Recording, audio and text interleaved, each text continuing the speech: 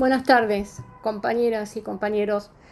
No sé si decir al fin viernes, como en tantas oportunidades. Hoy es viernes de abril y seguimos acuarentenados y acuarentenadas. Hoy haremos un nuevo programa, reflexivo y propositivo también. Frente a la emergencia, en este nuevo escenario que tiene en vilo a la salud y a la economía mundial, en este nuevo escenario que nos pone a prueba.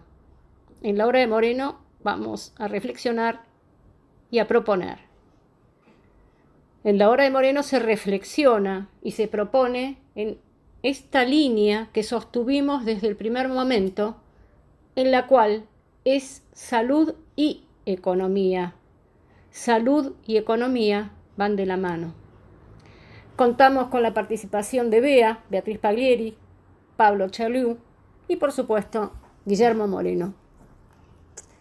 Vamos a caracterizar la emergencia y lo actuado. Las propuestas frente a la emergencia, frente a la crisis, contemplan la tríada creatividad, conocimiento e inteligencia práctica. Por supuesto que las propuestas que hacemos están enmarcadas en la doctrina peronista y no en el marco teórico keynesiano o cualquier otro. Tendremos que planificar la oferta, promulgar una ley de emergencia del sector externo, convocar a un consejo de expertos, pensar cómo acceder a créditos para el pago de los sueldos y readecuar el marco normativo del Banco Central, solo por citar algunas de las propuestas, por cierto. En este sentido, es altamente recomendable leer el artículo de Moreno, Comari y Carboneto en BAE Negocios, como todos los lunes, pero el de este lunes pasado, 6 de abril, se llama Planificar la oferta. Y es muy recomendable leerlo. Bueno, la economía en su profundidad. Guillermo va a hablar sobre este tema. La economía, dice, a grandes rasgos, no es dinero, es la producción de bienes y servicios. La población en situación de pobreza vive de la economía, los ricos de su riqueza. Bueno, con ustedes, nuestros protagonistas de este viernes. Viernes Santo. Estamos recordando y conmemorando la pasión de nuestro Señor Jesucristo. Y así como hoy nos entristece el sufrimiento que Él tuvo, a través del cual limpió de pecados a la humanidad, el domingo festejamos con alegría su resurrección.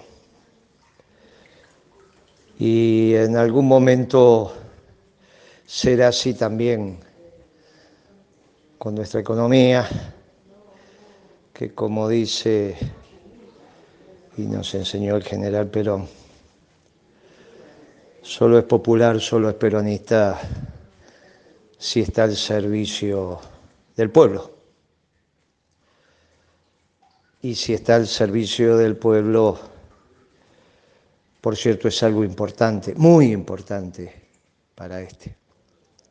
Como se volvió a reflotar el debate sobre salud y economía, presuponíamos ya que la semana pasada ese debate había sido saldado.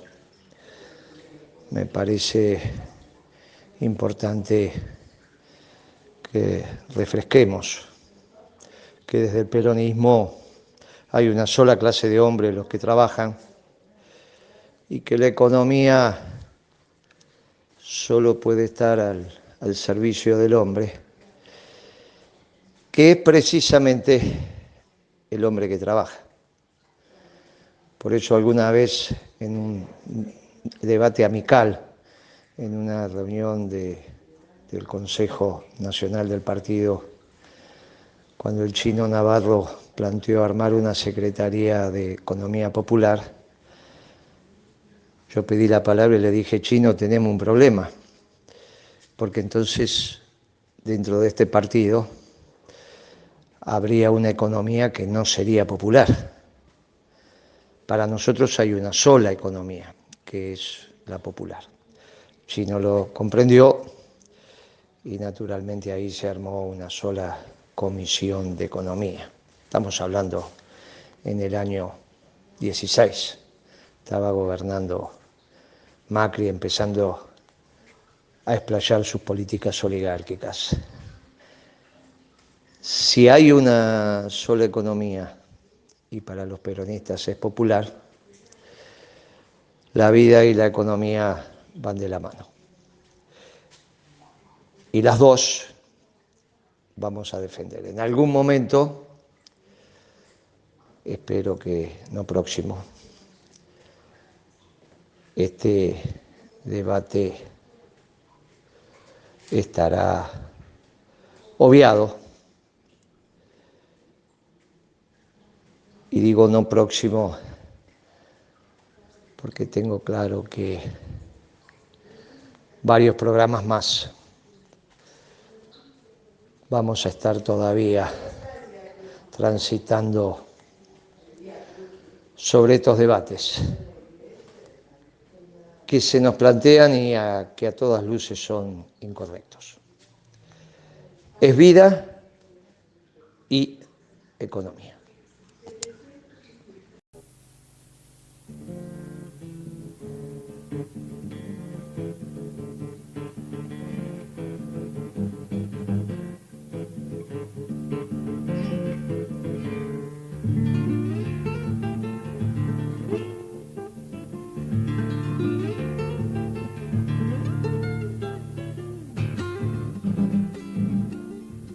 Hace tiempo y buscando por ahí una chacarera, allá en los montes que hay en mi pago.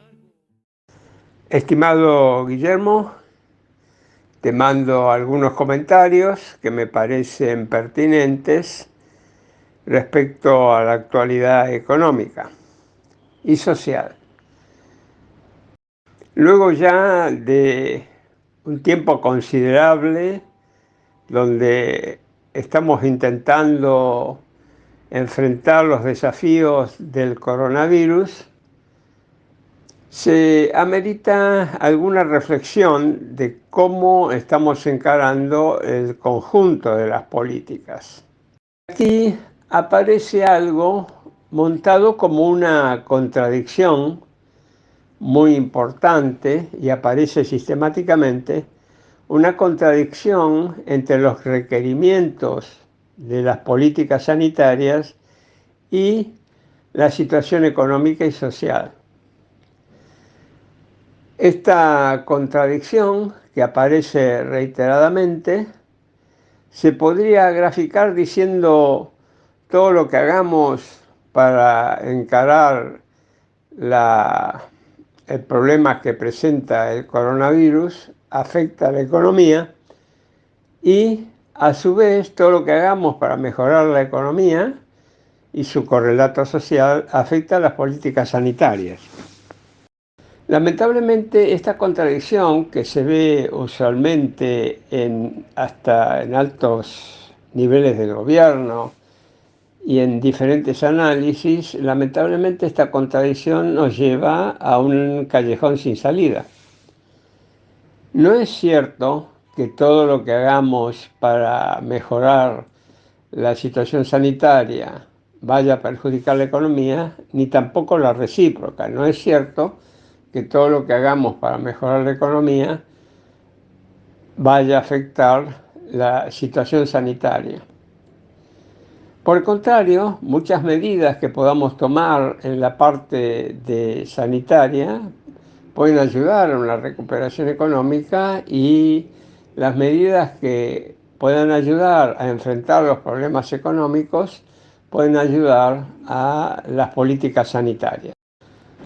Dado un nivel de cuarentena, cualquiera sea, total o semitotal, como es la que estamos de alguna manera padeciendo, Hay muchas medidas que se pueden tomar en el ámbito económico que no afectan la cuarentena. Para esto, como hemos venido sosteniendo, hay que caracterizar propiamente la situación económica.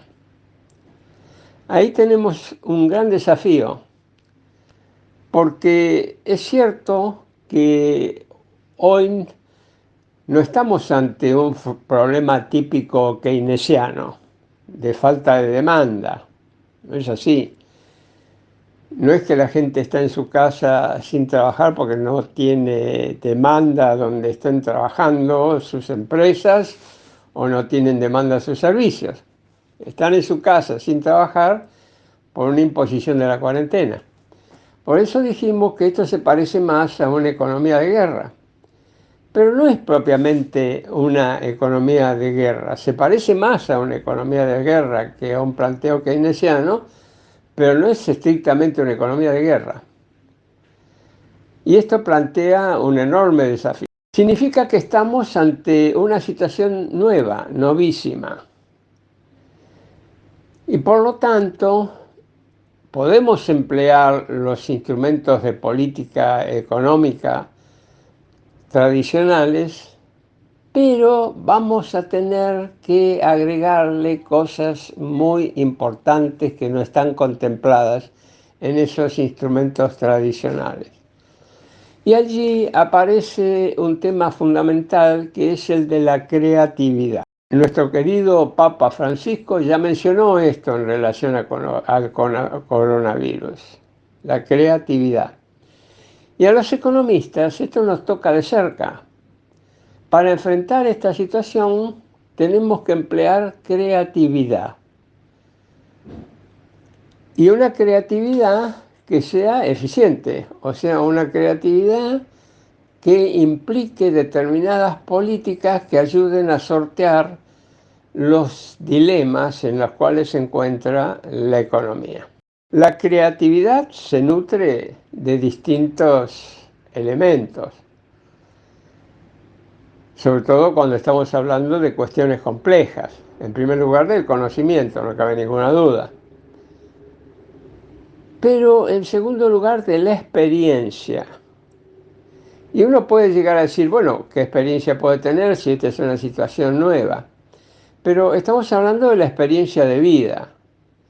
En la experiencia de vida hemos afrontado muchas veces, ya sea personalmente en nuestras empresas, situaciones novísimas, sin antecedentes. Bueno, esa experiencia de vida es fundamental, como es fundamental el conocimiento. Pero también es fundamental no encerrarse en esquemas ideológicos previos. Y tener cuidado porque el conocimiento a veces funciona como una jaula de oro. Es muy lindo, pero nos limita. Por eso es importante esta conjunción de conocimiento con experiencia de vida. Y, por ejemplo, cuando estamos hablando de una situación donde tenemos un déficit fiscal, claro, uno puede decir, el gobierno tiene que cobrar impuestos, sí, tiene que cobrar impuestos, pero lo que es frente a la situación que vivimos, y ahí viene un poco el tema de la creatividad, lo que no puede hacer el gobierno es tratar de cobrar impuestos a aquellos que no están trabajando. Es solamente un ejemplo de los muchos ejemplos que deberíamos establecer para fundamentar políticas que de nuevo superen aquella contradicción inicial a la que te había hecho mención, que te vuelvo a repetir, muchos lo toman al pie de la letra y entonces en vez de procurar soluciones a los temas económicos que plantean las políticas sanitarias, lo que hacen es decir, bueno, resignémonos a tener esos problemas y esto es lo peor que le puede pasar a nuestro país. Dentro también de los ejemplos, no tenemos mucho tiempo para seguir desarrollándolo, quizás en otro momento, Hay un tema que es muy importante y que tiene que ver con el sistema financiero y la caída de ingresos o la falta de ingresos de muy buena parte de la población.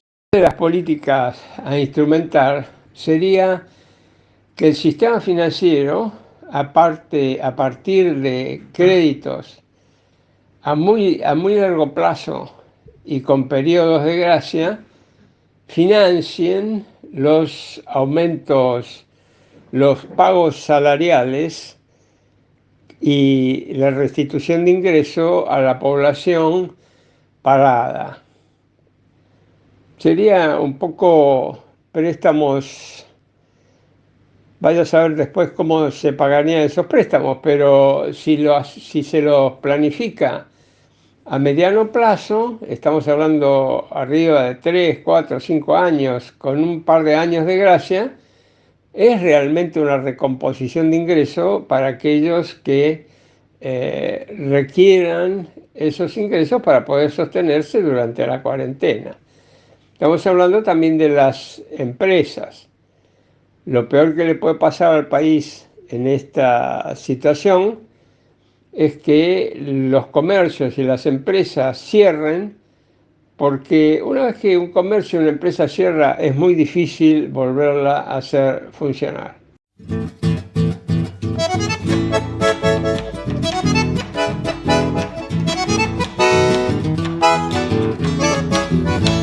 Bailen este gatito los sumameños.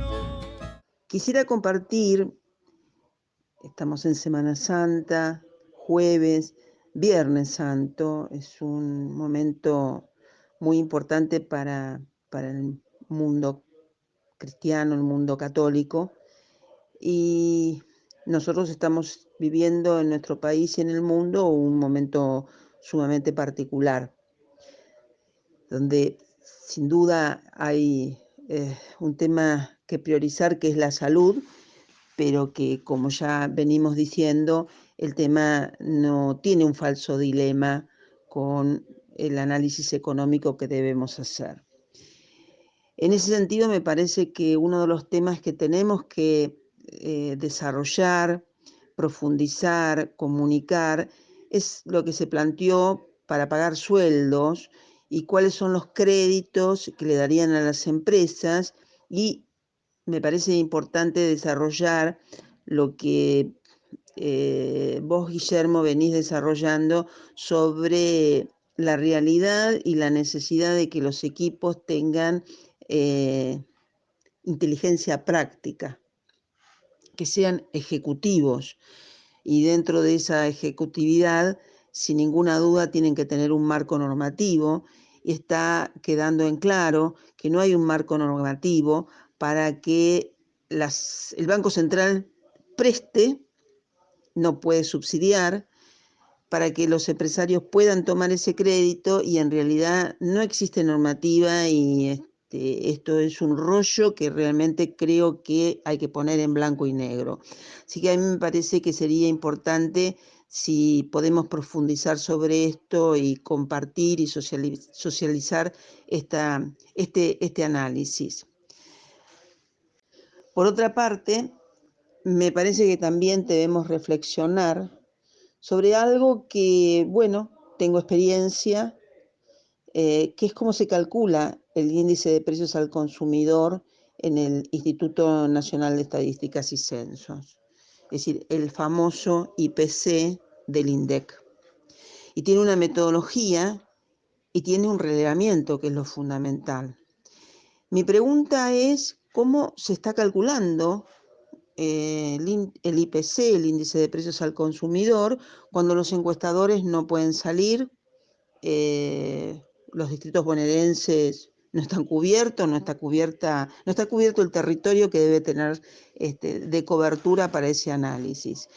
Y además me parece muy importante poner también blanco sobre negro en este tema, porque el índice de precios al consumidor es determinante para el valor de los títulos públicos, de algunos títulos públicos. Por lo tanto, creo que vamos a tener que pensar también en esto y en un marco donde tenemos una variación de precios al consumidor enorme, enorme.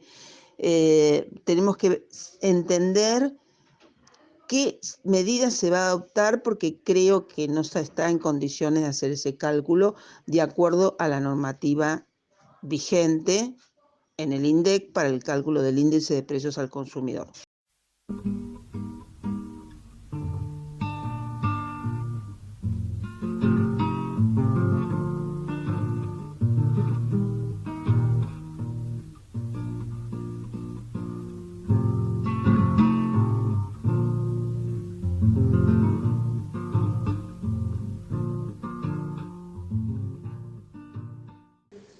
Chaliú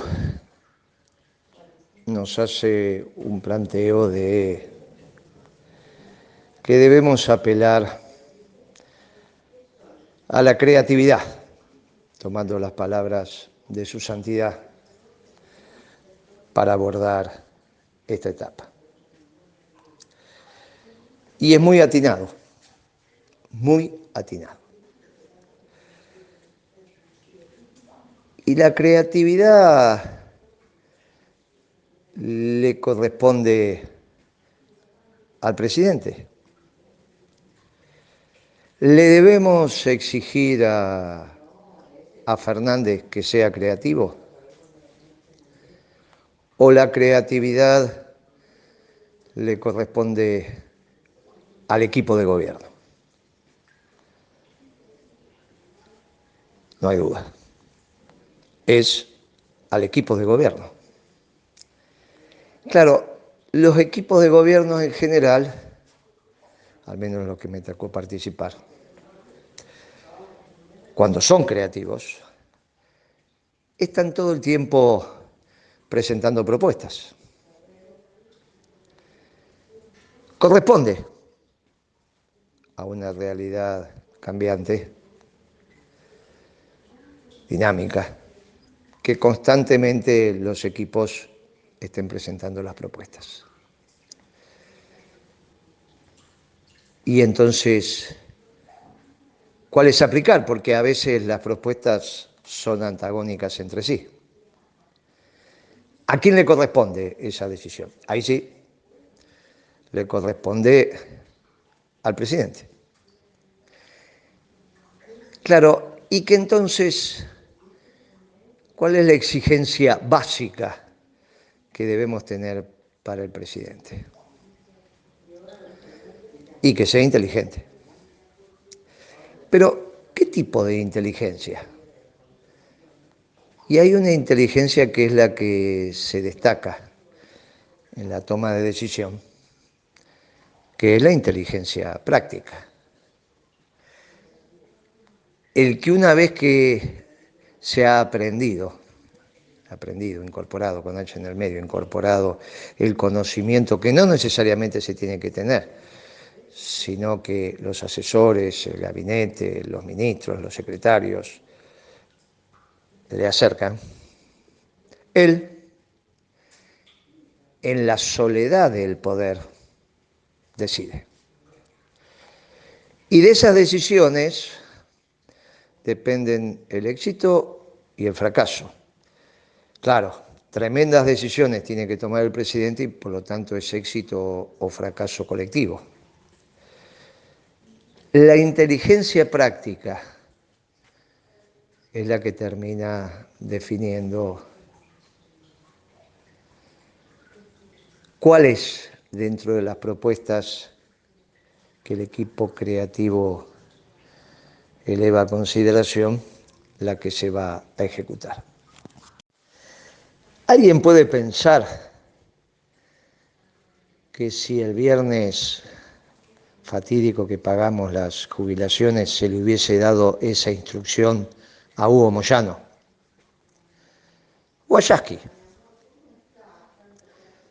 ellos hubiesen generado esas colas en los bancos. La inteligencia práctica les hubiese indicado la mejor solución. Por eso es tan importante que el que gobierna esté munido de ella. Y sus colaboradores también. Si decidió el presidente emitir dinero, al margen de la velocidad de emisión producto de la dotación física de factores en la casa de moneda. La velocidad de la imprenta es la velocidad de la imprenta, la dotación de insumos, la dotación de insumos, y el día tiene 24 horas. Al margen de la velocidad de impresión de los billetes, que es la que es, la decisión es imprimir todo lo que haya que imprimir. Pero claro,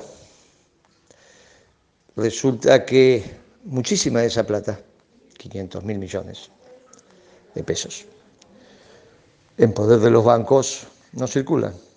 Lo que tenía que servir para darle crédito a las empresas o a las familias, ahí están, depositados nuevamente en el Banco Central, no en carácter de LELIQs, bajó el stock de LELIQs, sino en carácter de depósitos en cuenta corriente, los encajes de los bancos en el Banco Central.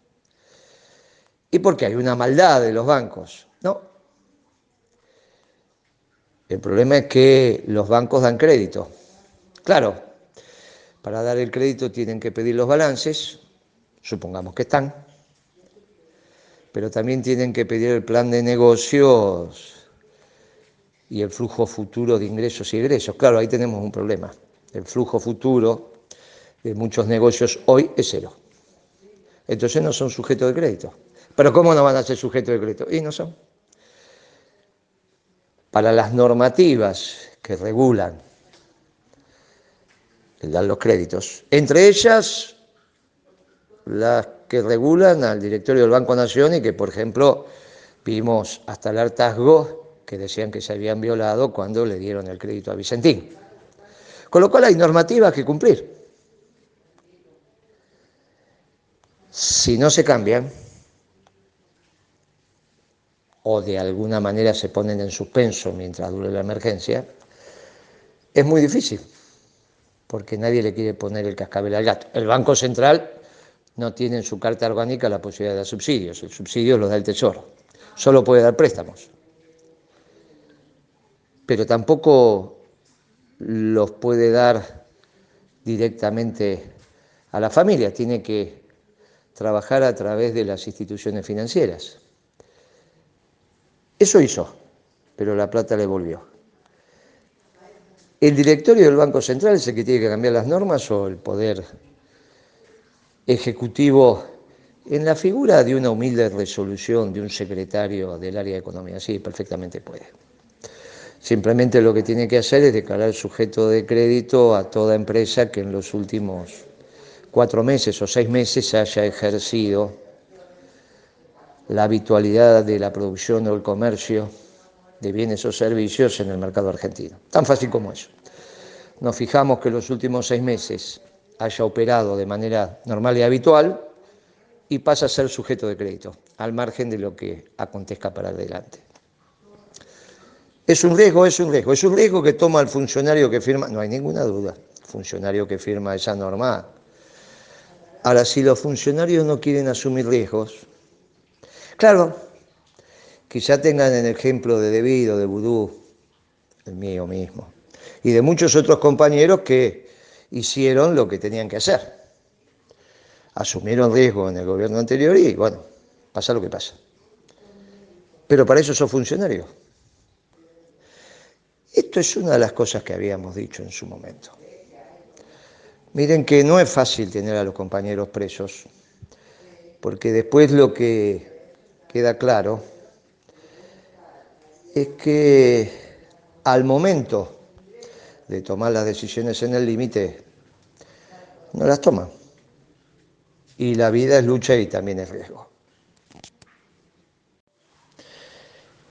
Y lo mismo pasó con la compra de los alimentos en desarrollo social a estos precios exorbitantes. Claro, tenemos que pensar, y lo dijimos hasta el cansancio, que hay un montón de facturas que el Estado no ha pagado y que vaya a saber cuándo las va a pagar. Entonces hoy venderle al Estado implica no saber cuándo vas a cobrar, incluso la última mercadería que le entregás. Casi que es un negocio financiero. Entregás la mercadería y cuando la cobras tratás de ver. Pero a su vez, ¿cuál es la expertise que tienen que tener hoy en desarrollo social si básicamente es comprar alimentos y distribuirlos? Casi diría que es una gerencia de compras y una gerencia de logística. ¿Y si esa es la emergencia? Esa es la emergencia. Entonces la expertise es dominar esos dos oficios. El de comerciante, que sabe comprar por calidad, cantidad y precio, y la logística, que sabe integrar. Obviamente, el gerente de logística de la Serenísima, una empresa que entrega más de 100.000 pedidos por día, hace 100.000 facturas, los entrega y los cobra, por día, 100.000, quizá más ahora. Estoy hablando en nuestra época. Pero por ahí está. Imagínense lo que es la estructuración de esa logística. Y lo necesitamos de funcionario, lo necesitamos de funcionario. ¿Cuántos compañeros están habilitados para despachar, entregar y cobrar 100.000 pedidos por día?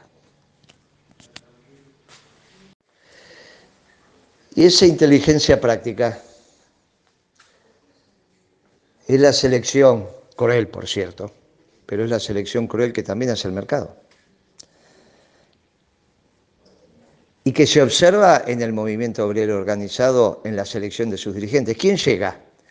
Y el que toma las mejores decisiones. No necesariamente es un problema de formación o de instrucción. Es esa capacidad, ese don que Dios da de tener esa inteligencia que te permite ir al punto. En los empresarios no hay ninguna duda. En los dirigentes sindicales tampoco. Y en la de política tampoco. Porque en general son los atributos que han tenido los presidentes peronistas. Ser hombres prácticos, después podemos discutir las políticas, pero ser hombres prácticos. Kirchner era esencialmente un hombre práctico. Lo vi tomando decisiones. Es un hombre práctico, de la misma manera que era debido un hombre práctico. ¿Los necesitamos? Sí, los necesitamos. ¿Sobre qué decisiones? Sí, hay que administrar la escasa cantidad de dólares que nos quedan y los escasos dólares que van a ingresar por exportaciones y que van a egresar por las importaciones que obligatoriamente tenemos que hacer. Si no traemos bauxita, paramos al bar. No hay alúmina en la Argentina. O traemos bauxita, traemos alúmina, que es derivado de la bauxita, paramos al bar. Es una decisión. ¿Quién la va a tomar? ¿El mercado? ¿O un consejo de expertos que lo planifique? Un consejo de expertos que lo planifique. Y esos expertos, claro que son los gobernadores, claro que son algunos intendentes. No hay ninguna duda que son muchos de los empresarios conocidos. Y no hay ninguna duda que son los dirigentes sindicales más relevantes. Y tenemos que poner en ellos la capacidad de planificación de la oferta de nuestra economía, no hay ninguna duda. Si no planificamos la oferta rápidamente, vamos a tener serios problemas en nuestro funcionamiento colectivo. Serios problemas en nuestro funcionamiento colectivo. La economía no es la plata. La plata es un mero instrumento de vinculación entre el que produce y el que consume. La permuta también era eso. Claro, es mucho más complejo y la verdad mucho menos eficiente. Muchísimo menos eficiente. Eso lo resolvió la irrupción del dinero como reserva de valor, que todos aceptamos que es, en un código, como reserva de valor para después adquirir el bien o el servicio que necesitamos para nuestra sobrevida. No el dinero en sí, sino la dotación de bienes y servicios que están en el mercado y que con ese dinero podemos acceder. La economía no es el dinero, es la producción de bienes y servicios, en este caso para 45 millones de almas, o algunas más, vamos a esperar el censo a ver qué nos dice. 10, 11 millones de familias, 10, 11 millones de familias, que por lo menos tienen que comer 2 comidas por día más un desayuno, como mínimo.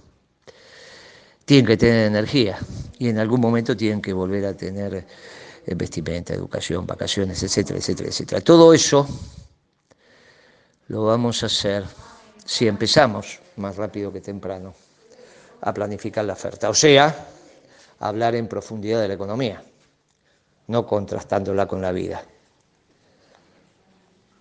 Esta economía que Perón nos enseñó a planificar con los planes quinquenales o los planes trienales, y que se planifica la oferta. Cuanto más rápido lo hagamos, más vamos a minimizar los costos de esta situación que estamos atravesando. Y si no, ahí están las decisiones que tiene que tomar el presidente, desde la soledad del poder. Sus decisiones, que obviamente es legal y legítimo porque para eso ganó las elecciones y nos involucra la vida de cada uno de ustedes y de las nuestras, definirá el éxito o el fracaso de su misión y su presidencia. A nosotros nos toca humildemente, como dijo Chaliú, tratar de poner en marcha la creatividad. Aquí están las propuestas y él, si les parece, ponerlas operativas. Queda también lo que dijo Beatriz, extraordinario. ¿Cómo van a medir el IPC este mes si no pudieron salir? Qué interesante. Espero que el INDEC de Labaña Junior, Labaña Hijo, nos dé una respuesta. Y a partir de que dé una respuesta vamos a empezar a reflexionar sobre el año 2009, porque en el año 2009 ellos dicen que la economía de Cristina cayó un 6%. Y ni siquiera ahora están diciendo que la economía está cayendo un 6%. Muchachos, vamos a revisar todo eso. Y vamos a revisar también el tema de la pobreza. Ahora ya que quedó absolutamente claro que ese observatorio de la UCA que medía la pobreza eran unos chantas. Felices Pascuas de Resurrección de nuestro Señor Jesucristo, y nos seguimos comunicando de esta manera tan particular, pero comunicación al fin, el viernes que viene. Gitia, vos cerrás el programa. Gracias porque finalmente vos con tu conocimiento estás permitiendo que este programa siga llegando a los compañeros. A vos y al equipo, infinitas gracias. Por último, compañeras, compañeros, ya en otras oportunidades hemos conversado sobre aquello de que la crisis saca lo mejor y también lo peor. Por suerte, la balanza se inclina hacia lo mejor. Hemos leído en los medios que hay vecinos que dejan notas en las puertas y ascensores para que los trabajadores y trabajadoras de la salud abandonen los edificios por el riesgo de contagio. Qué actitud miserable en tiempos de cólera. Nuestra solidaridad con ellos, con ellas, y nuestro aplauso para quienes le ponen el cuerpo a la emergencia sanitaria, a la emergencia económica y, por cierto, también social. Hasta el próximo viernes, y para los cristianos y cristianas, felices Pascuas. La casa no está en orden.